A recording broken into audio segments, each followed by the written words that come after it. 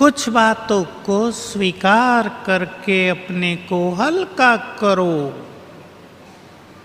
क्या स्वीकार आपको करना है? अपने परिवारों में देखो। मैं उदाहरण दे देता हूं माताओं का ही। माताओं को पहले अपनी चिंता और अपने युगल की चिंता होती थी, फिर बच्चे हुए उनकी चिंताएं, फिर बच्चों के बच्चे हुए उनकी चिंताएं। अगर उनके भी हो जाएं तो चिंताओं का सागर बन जाती हैं माताएं। विचार करें, सभी इस बात पे ध्यान देंगे। आपकी मान लो चौथी पीढ़ी आ गई है, पोतरों के भी बच्चे हैं, आपके घर में भी इस आत्माएं आ गई हैं। वो आत्माएं आपके घर में जन्म लिया है जिनसे कर्मों का हिसाब किताब है। कोई लेने आया है, कोई देने आया है, इसे स्वीकार करना ही पड़ेगा।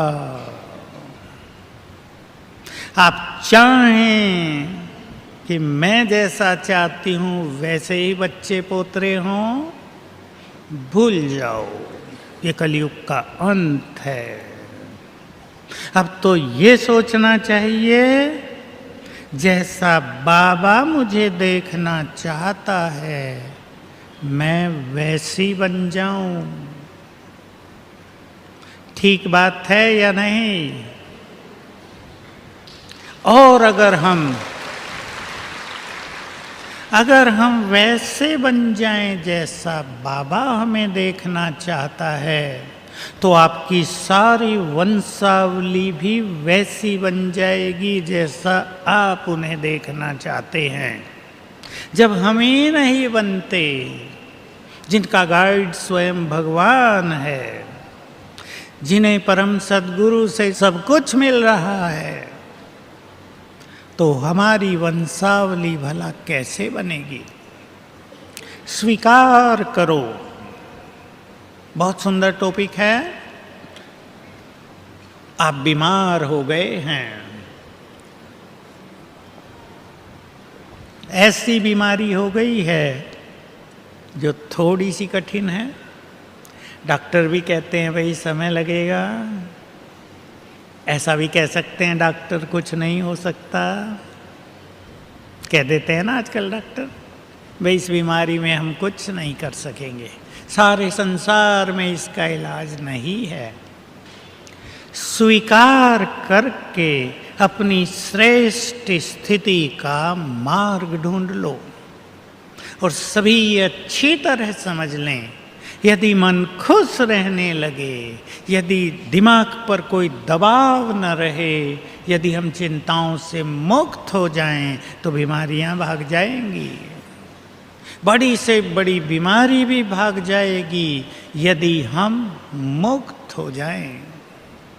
तो सभी बहनें अब अपने को देखकर चिंतन करें, मुझे किन चीज़ों को स्वीकार करके हल्का होना है। हल्के हो जाओ। शांतिवन में भट्टी करने आए हैं, बहुत हल्के हो जाओ, होकर जाओ हल्के। बहुत सारे इधर ही शांतिवन के शांति कुंड में स्वाह कर दो। करेंगे?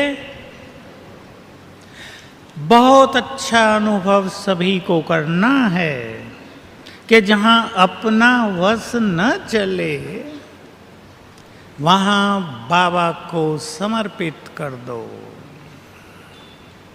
अपनी चिंताएं, अपने मन के बोझ, कोई समस्या, कोई दुविधा, जहां कुछ भी ना हो रहा हो, उसको अर्पित करो। वो प्लानिंग करेंगे हमें उससे मुक्त करने का। लेकिन इसमें बाबा पर बहुत विश्वास होना चाहिए और थोड़ी इंतजार करनी चाहिए। ये नहीं कि आज हमने बाबा को समर्पित किया और आज ही हम मुक्त हो जाएंगे, ऐसा नहीं। थोड़ी सी धीरज के साथ इंतजार करेंगे तो बाबा मार्ग खोल